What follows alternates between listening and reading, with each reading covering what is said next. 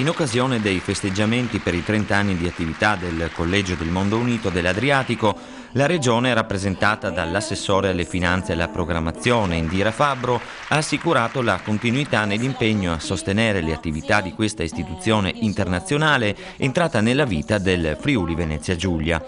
Nella sua storia trentennale, è stato ricordato, il Collegio del Mondo Unito ha accolto quasi 3.000 giovani provenienti da tutti i continenti che sono diventati ambasciatori nel mondo della nostra regione. Attraverso di loro ha saputo tessere una rete di rapporti e di relazioni internazionali che onora l'intero Friuli Venezia Giulia, rafforzandone il ruolo nella costruzione del dialogo e della collaborazione tra i popoli. Il collegio ha anche concorso a costituire una nuova geografia del mondo, avvicinando giovani di paesi distanti non solo dal punto di vista geografico, ma anche economico e sociale. Elementi che per la regione autonoma costituiscono un investimento coerente con la propria storia e pienamente nello spirito del pensiero del Premio Nobel per la pace Nelson Mandela, che ha sostenuto come l'istruzione e la formazione sono le armi più potenti che si possono utilizzare per cambiare il mondo.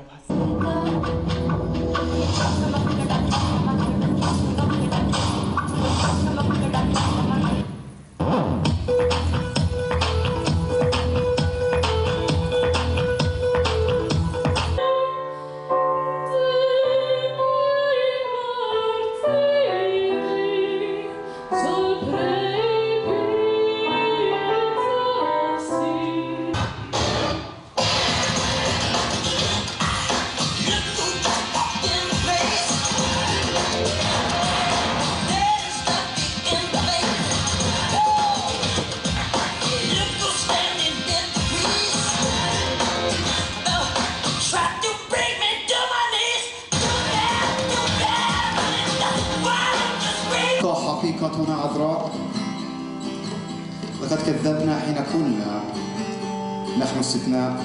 أطفالي 8 أسل لهم رغيف الخبز والأثواب والدفتر من الصخر.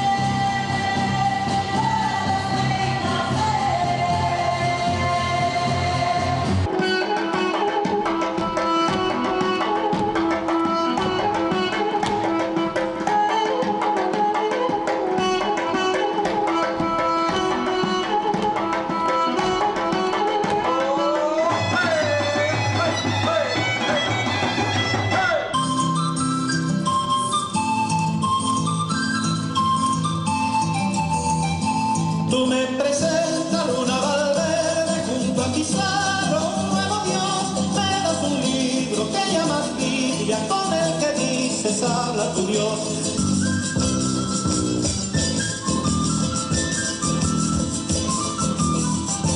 Creo en mi Dios, creo en mi Huaca, creo en la vida y en la bondad de Viracocha, creo en Inti Pachacamá, como mi charqui, como mi chicha, tengo mi gloria